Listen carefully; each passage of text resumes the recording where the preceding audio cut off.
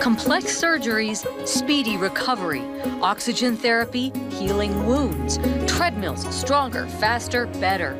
It's your life, your health, high-tech healthcare. Welcome to This Is Your Life, Your Health KSL Special. Yeah, for the next 30 minutes here, we are talking high-tech healthcare that keeps us healthy. We begin in the operating room, where advances in total hip replacement has patients back on their feet and walking within hours of their surgery. Yeah, for Your Life, Your Health, we take a look at this surgery and how it's saving patients money, time, and pain.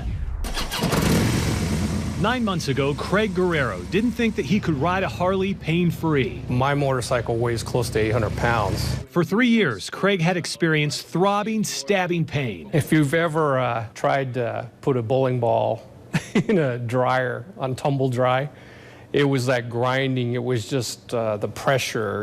A very active guy, from weightlifting to rock climbing, but maybe too active. Wow. At 53 years of age, doctors told him he needed to replace his left hip. I still get emotional about that. I thought my life would be over. Orthopedic surgeon Dr. Tom Colton knew better and told Craig he was a perfect candidate for the interior surgery. That approach, in my eyes, has been one of the biggest changes in orthopedics, in the last 25 years. Divide the two muscles, basically just pull them to the side, and there's the hip capsule. The front incision is small. No tendons or muscles are cut, compared to the traditional approach, which requires splitting or tearing of the posterior muscles. Probably more than anything, our ability to be precise in how we perform the procedure. Dislocations have all but gone away. Patients are up on their feet within hours. This is Craig, just 2 hours after surgery, walking. It felt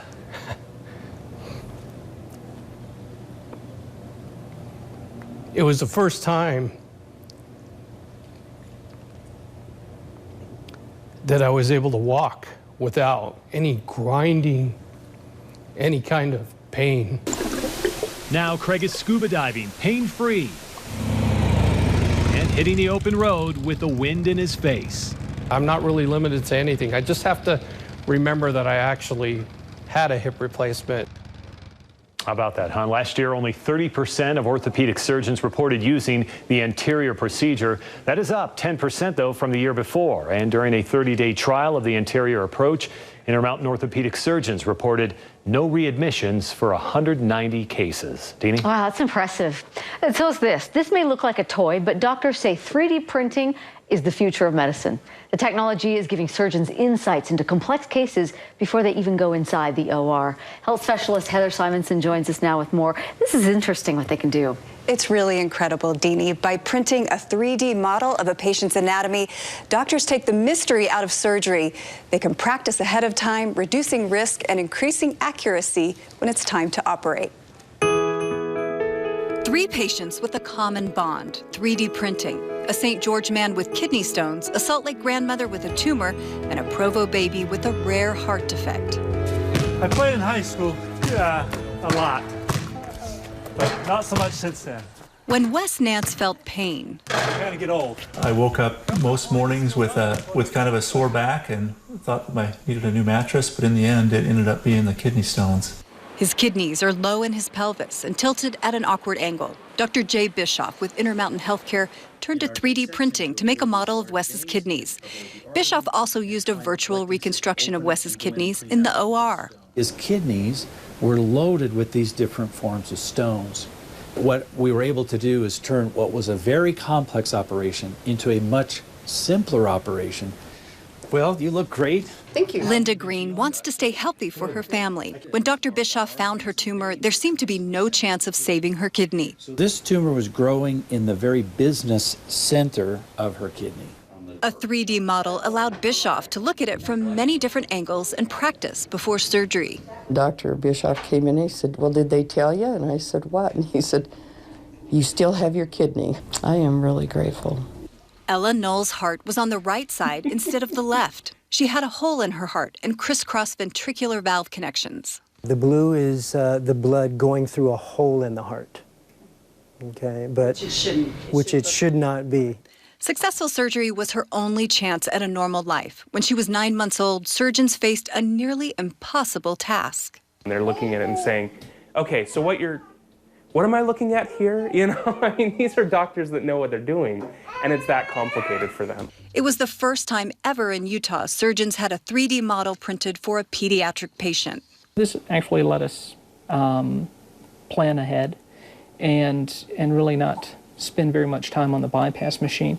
This is how our heart sits, kind of rotated this way. We made an incision here below the aorta.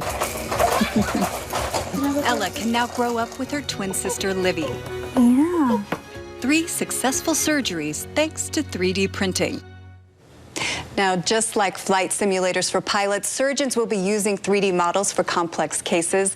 Now, making virtual 3D images of a patient's anatomy that they peel apart on the screen is less expensive than the printed models. Dini? Isn't that amazing? It makes so much sense, but it is just so high-tech to see what they're doing. Isn't it great to see and how detailed they are? Yeah. Great. Thanks, Heather. You're Mike? welcome. Well, some chronic conditions like diabetic ulcers and wounds that just will not heal often keep many from being active. But doctors are relying on some old Navy, that is to say, old Navy technology to change all that. For Your Life, Your Health, Ashley Moser shows us how hyperbaric chambers are restoring life and health to so many people. That's a nice looking scar, isn't it? Isn't it? The Nike swoosh. Eric Anderson is pretty proud of his scar. I had squamous cell carcinoma from years and years, my whole life living in shorts. He tried radiation because it has a 98% success rate, but he fell into the 2%, a wound that would not heal. So we're going to decompress to 10 feet, and then we will do a safety stop at 10 feet. Doctors suggested the hyperbaric chamber, which can treat many conditions that involve oxygen-starved tissue. I feel that I was able to save my leg because of this. This 8-person hyperbaric chamber at Intermountain's Utah Valley Hospital kind of looks like a submarine. That's the old Navy concept. These are the original Navy chambers that are used for decompression sickness. Each treatment is called a dive and lasts about an hour and a half. Technicians take them down to the equivalent of 45 feet in seawater. Most people take up to 40 dives in about 2 months' time. It was pretty exhilarating, really. I'd never experienced anything like that. Patients wear full diver's masks that seal around their neck, so they're breathing 100% oxygen. Oxygen is required by the body in order to initiate new sequences towards healing. Healing you can see. You could see the capillary growth going up to my wound, and it was amazing. They just wanted to amputate because it was so bad. Thank goodness for the people here at the wound clinic and the hyperbaric chamber, because they said, oh, we're not even close to that. Barbara Allen has seen the same kind of improvements. She slipped and fell on the ice last year. After surgery on her ankle, the wound never closed. Barbara kept very good track of her progress with pictures and noticed a difference after a week of treatment. I'm not back to walking, okay? I'm not back to, being me, quote unquote. But every day I look down and it's like, it's still here. If you can save a limb, you've really improved their quality of life. For Your Life, Your Health, Ashley Moser, KSL 5 News. Ashley, thank you. The FDA has approved hyperbaric treatments for 14 conditions, from certain infections, burns, as well as radiation and crush injuries. Still to come, diabetic teens turn to their phones to gain new freedom. And lace up your shoes. We are going warp speed running and running without gravity. We have apps on our phones to track our food, our steps, our exercise, even our medication. Yeah, well, now diabetics are turning to their smartphones to help manage the disease. For Your Life, Your Health, Lori Pritchard shows us just how the technology is really making a difference for teenagers with diabetes. 216. 216 is not the time. It's Gabby Zalea's glucose number. She uses an app on her phone to monitor her diabetes and make any necessary adjustments. I just gave myself insulin, so I'll go down soon. Diagnosed at 7, Gabby has leaned on her friends and especially her family to keep life as normal as possible. It's just having a constant fear at day and night to make sure they're okay and they're safe. And if it's hard for them, especially because I'm very protective. In fact, Gabby's dad often goes to basketball camp, soccer camp, and school outings. I'm kind of her little shadow. But a new app that sends Guillermo notifications has changed that. It tells me at 70 that she's going down, and then at 55, that's the urgent, that we need to do something right away. It's made it a lot easier for me to go to my friend's house without my dad texting me and saying, hey, check your blood sugar, because he can already see where I am. Gabby has a patch on her stomach that checks her blood sugar constantly and then sends the information to her phone and her dad's. Diabetes educators definitely see many advantages to using glucose monitoring apps. It gives them a little bit more freedom and helps them to do what they need to and learn to take care of themselves. Gabby still has to calibrate the app twice a day. 238. I'm a little high. Gabby's motivation to keep her diabetes in check is not just her health, but her driver's license. She has to keep her numbers in check to get a doctor's note to drive. Ever since I was little, I was told diabetes won't hold you back from anything. It was important to get my driver's license to prove that diabetes doesn't hold you back. Lori Pritchard, KSL 5 News. A New Zealand and National Institute of Health study out just last month found that mobile apps that help monitor good self-care habits prevent complications developing in adulthood. Well, it turns out your next doctor visit may just be a phone call or a click away. My name's Robin. Welcome to Connect Care. Last year, Intermountain Healthcare launched Connect Care. It's a telehealth urgent care system. Now, you can access it either through an app on your phone or tablet or a computer with a webcam. After answering a few brief medical questions, you're then connected with a provider of your choosing. Intermountain says convenience is a key advantage here. Intermountain understands that it's not always easy to be a patient, that illness doesn't always follow a set schedule, it's not always easy to make it to the doctor or to the clinic. We are an urgent care provider for a limited scope of practice. Our top 4 diagnoses are conjunctivitis, sinusitis, cystitis or bladder infections, and rashes. Calls are just $49 and less than that if you have a partnered insurance. Deanie?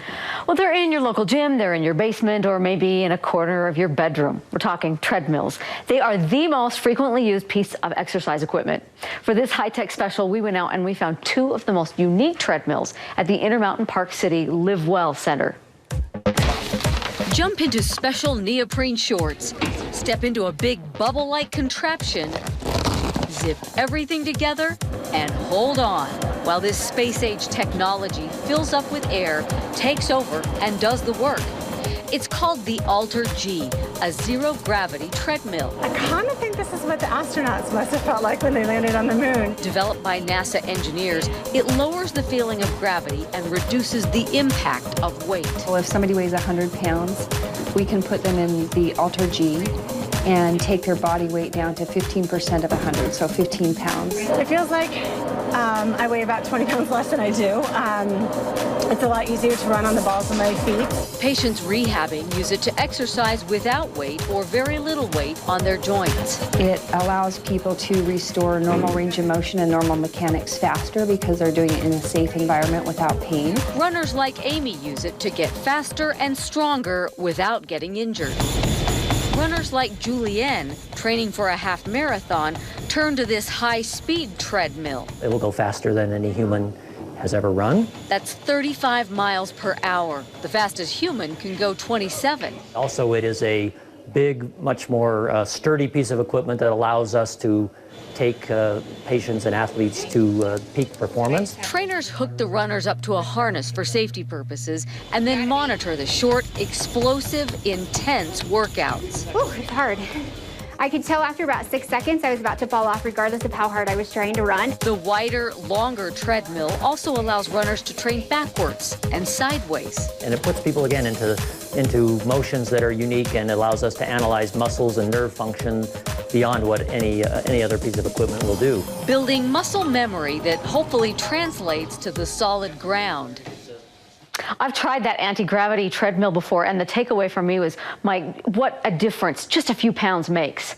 That's in the amazing. Whole scheme of things. It is. So intense, too. I don't know if I'd be ready for that. All right, still ahead here. Investing in the future of healthcare.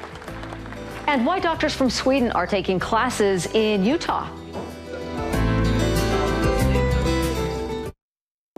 Technology is definitely changing healthcare as we know it. Certainly is, but staying on top requires innovation, leadership, and research. And that's exactly what Intermountain hopes to do with its new Kem Gardner Transformation Center. 3, 2, 1. Break that ground. A high-tech video groundbreaking for a building that represents the future for Intermountain Healthcare. The 4-story, $55 million building located next to the Intermountain Medical Center campus in Murray will house Intermountain's leadership training and data collection center, as well as 10 different clinical research programs. Not just for the people that we serve directly here at Intermountain Healthcare in the Intermountain West, but for people around the country and around the world. Dr. Charles Sorensen, who retired last year as CEO of Intermountain Healthcare, will lead the center. Philanthropist and real estate developer Kem Gardner donated $20 million, funding more than a third of the project. For 35 years, I've been fortunate to sit in the front row seat and witness the many evolutions and changes that have made Intermountain one of the leading healthcare organizations in the country. Quality improvement should be fun. The center will also house training sessions like this. If it's not fun, you're doing it wrong. Since 1992, 5,000 people from around the world have come to Utah to study theory, quality of care, and quality improvement theory. If care is not affordable, quality has no meaning. So we emphasize both sides. How do you get the best possible medical result, medical experience at the lowest necessary cost? At this session, 30 doctors, nurses, and hospital administrators from Sweden. I think we have a really great healthcare system in Sweden. It's really good, but we need new tools to improve. And here at Intermountain, they use some really great tools. Intermountain hopes the Transformation Center will become another tool in its effort to drive change in the future of healthcare. Pretty cool, huh? The Transformation Center is scheduled to be completed in 2018. Straight ahead, what the light from your phone might be doing to your skin. With technology comes some downsides. The light emitting from your phone, tablet, and computer screen may harm your skin. Experts say the blue light from your screens emit high-energy visible light, which may cause premature aging. But they are unsure of the long-term effects. So doctors suggest changing the blue light settings, using screen filters, and limiting screen time. Didn't know that. All right, finally tonight, that fitness tracker on your wrist may be doing more than just counting steps for those with rheumatoid arthritis. A new study suggests pedometers may be a cheap and an easy way to manage the symptoms of rheumatoid arthritis. When RA patients were given step counters, they actually increased their activity and reported less fatigue. Now, those who did not receive pedometers had a decline in their daily steps and no significant change in fatigue. We hope you've enjoyed this cutting-edge look at some of the things that are helping us feel better and live healthier. Yeah, it's been fascinating, hasn't it? Yep. We'll see you back here this evening at 10 o'clock. Until then, go Jazz, right? Go Jazz and join our party if you'd like. We'll see you back here at 10 o'clock. See ya.